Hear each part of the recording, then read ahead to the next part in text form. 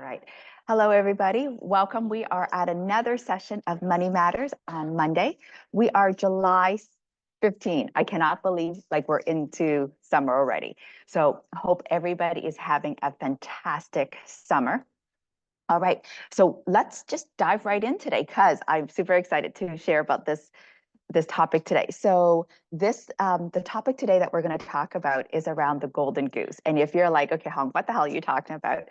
This is actually a childhood story that, and I can't remember how I heard about it, but it's a story about a golden goose. This this old couple owned a golden goose, and they're like, oh, okay, well, you know what? We want all this wealth now that this golden goose can give us. We're not going to wait until it lays the eggs, right? So what they ended up doing was they killed their golden goose to harvest the gold that was inside because they just figured, oh, well, if it's a golden goose, it must be solid gold inside, like all the organs, everything, blood, everything must be gold. Well, they cut open the goose, and unfortunately, it was not gold in any way. It was just a normal goose on the inside. Okay, now if I'm using the plural or the singular of goose or geese incorrectly, okay, just let that go. Okay, I just occurred to me I'm probably using the wrong tense of it. So not only did they lose their golden goose that could potentially lay a lot of golden eggs, they lost all the future golden eggs as well. So the whole premise of that story is if you have a golden goose, make sure you take care of it. You know, you're going to want to invest time in giving it the best nest, the best foods, make sure it's comfortable so that it's constantly giving you those golden eggs. And then, you know, the idea is that once you have a golden egg, okay, fine, you can eat the golden egg, or you could let the golden egg hatch and then have another golden goose. Okay, so that is the premise of that story. Okay. So now I just want to make sure. Okay, so on that premise, okay, so on continuing with that story, the reason why I'm bringing it up because I recently, you know, and this isn't the first time, but recently I met with a financial advisor to talk about returns and my portfolio and, you know, what else I could be doing with my cash. And we got on the topic of infinite return. Okay. And to me, infinite return is the same thing as a golden goose. Like if you have a golden goose, it's giving you infinite return. Okay. And, you know, eventually you just work your golden goose to that point of getting infinite return. Okay. And the reason why I'm bringing it up is because this financial advisor had no idea what I was talking about. They did not understand the concept of infinite return. And so to me, that was a big no-no. Like, hey, if you're going to come in and you want to help me manage my money, you should at least know what infinite return means, or at least how to get it. Okay. So I'm going to share with you how the whole concept of infinite return works and give you some suggestions on where to go and get that. So having said that, please go and check with your financial advisor, lawyers, accountants, somebody else, just to make sure that whatever I'm putting out there on today's session is right for you. You know, at the end of the day, I'm really hoping to just help fellow investors, individuals who want to get out of the 9 to 5 mentality thinking of money, saving money, and moving towards passive income, making money work for them. You know, and it was interesting because I had a conversation with my kid, and we're talking about, you know, saving money, and he's like, "Mom," like I was talking to him about, you know, finding, you know, as a kid a part-time job, and he goes, "Mom, why would I want to work for money?" You know, and he understood it. Like you know, he's 11 now, and he's like, "Mom, I want my money to work for me." Right. And so, of course, now I'm giving him that education to figure out, you know, what things he could do to have his money work for him. But that this idea of having money work for you is not foreign. It's not hard to understand. So if you're open to that idea, keep listening to this session. Okay, so before I forget, we do have a mastermind this Friday.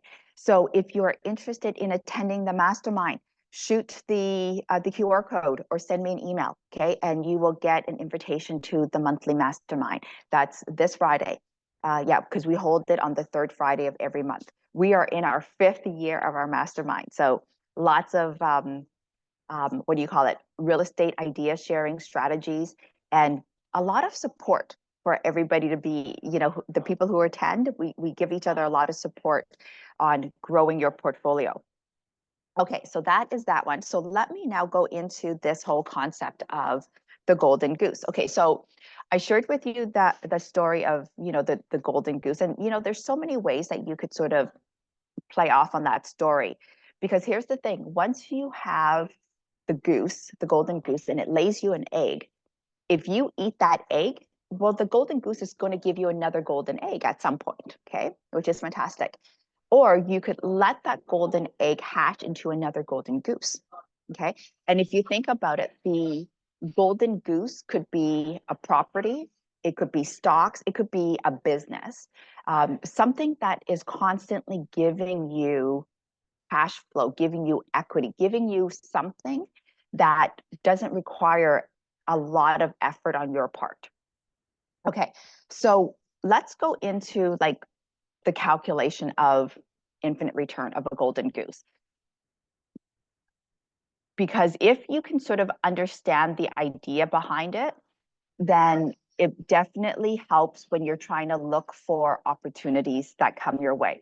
Okay, so here's an Excel sheet that I actually built out this spreadsheet with that financial advisor that I was talking about because they were not understanding it and they're analytical.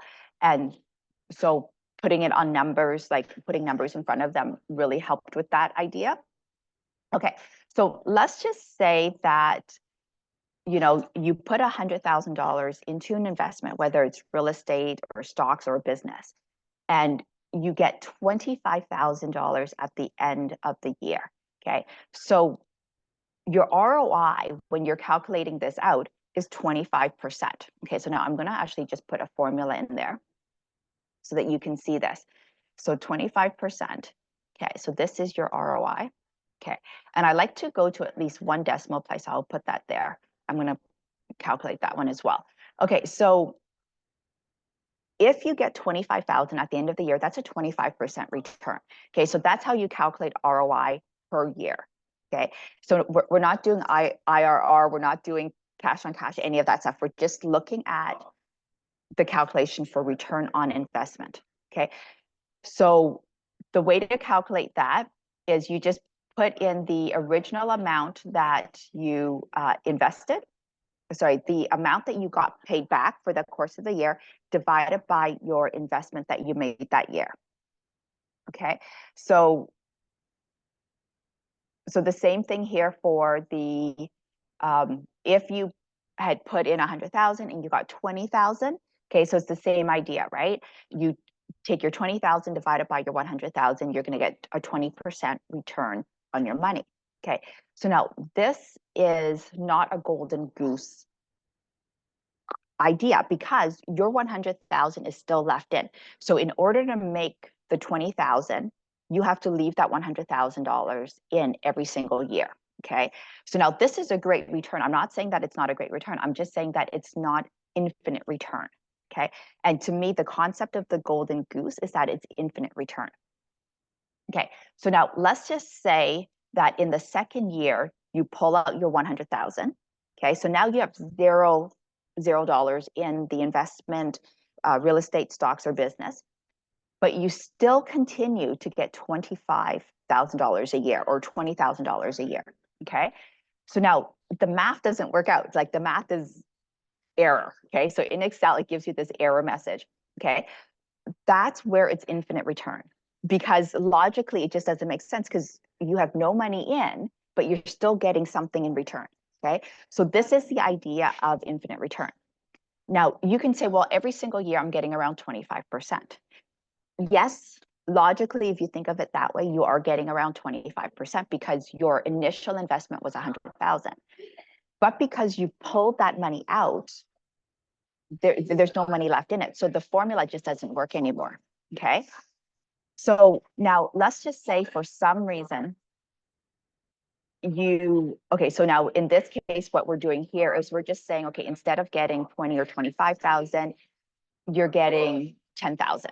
Okay. So in one of the projects that I'm working on, we're forecasting that after like the third year or the second year, we're going to be making around 10%. So that's this calculation here where we're saying, okay, in our second or third year, you're going to have 100K in, you're going to make 10%. Okay, so we're projecting that. So that's a 10% return. Okay, so let's go and put that in there with there. Okay, so now once you pull that 100,000 out and you no longer have that in your investment, well, you're still making 10%, but look at this error message again. Okay, so now you're at an error message. So it's infinite return, which is fantastic, right? And so it's roughly around 10% ROI if you want to look at it that way. But really, it's infinite return. You've got no money left in the deal. So this to me is what the golden goose is. Okay, so now one of the things that we calculated here was, because he was into more of a paper asset. And so he was like, well, Huong, I could put my 100,000 in 1 year, make around, 35,000, which is fantastic. Like that's a fantastic return, right? Because really we'll do the math on that one quickly. Oh, okay, so that's a 0. So you want to go into percentage and go 1 decimal place. That's a 35% return. So that is a very good return. So now, if you are able to pull that 100,000 out in your second year and you have 0 cash in, but you're still making that 35,000, okay, you are making infinite return at this point, which is fantastic. Okay, but now if you have to leave your 100,000 in order to make the 35, that's not infinite return. That's still 35% return. Okay, so there's a huge difference between making 10, 20, 30% return ROI versus making infinite return. And the difference is, when do you get this initial capital back? Like once you get all that money back in, then that's fantastic. Okay, so that's the way to look at this infinite return. So let me see here. Yeah, so the way to look at this infinite return is, what is your profit? What is the annual gains that you're going to get with having no money left in the deal? Now, on some opportunities, you may leave in, so let's just say you put in 100 initially in 1 year, but then the next year you get 50,000. So you leave 50 in, but you have to, but you get 50 back. Okay. So now your return that year, it's not infinite. Okay. But it's 70%, which is fantastic. And then let's just say the third year, that's when you get the rest of your money back. Okay. So by your third year, you're making infinite return. Okay. This to me would be a great opportunity as well, because now, it's not infinite return from year 1 or year 2, but by the time you're done your third year, you're in infinite return. And the idea is that you're going to get, an upwards of 35,000. So even if you don't get 35,000 in your fourth year or even in your third year, let's just say your third year, you only get 10,000. Okay. Well, that to me is still it's still a great return, because now you're infinite. You have no money left in the game. Okay. So which brings me to my next point. Do you ever give up this infinite return? Like once you have gotten all your capital back and you're sitting on this infinite return, would you ever sell it? Would you ever walk away from it? Okay. So if you have no money left in and it's giving you even $1,000 a year, okay, why would you ever walk away from it? Okay. So my initial answer would be no, never ever walk away from an infinite return, especially once you've gotten all your capital back. Now, there could be a situation where you need a bigger influx of cash, like for emergencies or something big is happening and you're like, oh my God, I need a bigger influx of cash. If you've got this infinite return, you could actually sell it to somebody else. So for example, like in some of the real estate deals I work in, once you're in this infinite return, well, you have shares in a corporation, you have a percentage of like a limited partnership, you could sell that potentially to somebody else who would want your shares or your percentage ownership. And they're willing to pay for it because they know at some point they're going to be in that infinite stage. Okay. So you do have to look at your contracts to make sure that you're allowed to sell it, or what the penalties are, or what the framework is around selling it. You may not be able to sell it, but usually in those contracts you are allowed to sell it. Okay, so what's another way? Okay, so another way for me to try and explain this whole infinite return. Think of it this way: if you have if you buy an e-car, okay, so it doesn't take any gas, but every single year you have to pay insurance on it. Okay, so now let's just say you have this wonderful rich uncle, okay, and I have this rich uncle called Uncle Vic. Okay, so let's just say your Uncle Vic gives you this e-car as a birthday gift. So now you've gotten this car, you didn't pay for it, it's completely gifted to you. The only thing you have to pay is your annual insurance. Okay. You then decide to Uber with this e-car. Okay. So you're working, you're driving people around and you're making money on this e-car that you got as a gift. Okay. Well, this e-car is an infinite return. It's a golden goose because you're so you're trading your time for money here, but you have no money vested in this e-car except for your annual insurance. Okay. So if you think about it, this e-car is making you money. And even though you have to put in money every single year to maintain it, it's given you infinite return. Okay. Now you could lease your e-car out to somebody else and let them Uber it. And then you just make money on that leasing of your e-car. Okay. So that's an extra step to it. Okay. So that's another way to look at it. Hopefully that idea makes sense. Okay, so what else? Okay, so if it was not very clear, I just want to make sure that you understand this. The infinite return, you can achieve that in real estate, stocks as well. So let's just say in stocks, you have 100,000 in your TFSA. You go and you buy stocks and you're making the 25,000 a year. And you leave that 25,000 in there, and that 25,000 is dripped into those stocks. And so every single year you're just leaving that money in there. Well, when you pull out your 100,000, let's say in your TFSA, if you wanted to, I'm not advising you to do that, but I'm just saying if you were to pull out that 100, but your 25,000 is left in there and it's reinvested and it's growing, that's infinite return. Okay, because now you've got your 100 out, you can do another investment with it. You could live off of this one, and your 25,000 or your 20,000 is left in there and it's growing and growing and growing. That's infinite return. That's the whole concept of this golden goose. Okay, so now one of the questions that came up in the conversation was, can you have infinite return if it's a cash flow play or an equity play? Yes. So the answer is yes. Regardless if it's cash flow or equity or what other strategy you're using, like if it's forced appreciation, passive appreciation, as long as you're able to pull out all of your initial capital, then you've gone into that infinite return stage. Okay, now the other thing that you do need to consider here is the taxation, because it is different, like depending on the type of strategy you're using. So just make sure you talk to your accountant about that and just make sure you understand how the taxation works for you if you're doing a cash flow play or an equity play. With infinite return, even if you have to pay a portion off to taxes, it's infinite return.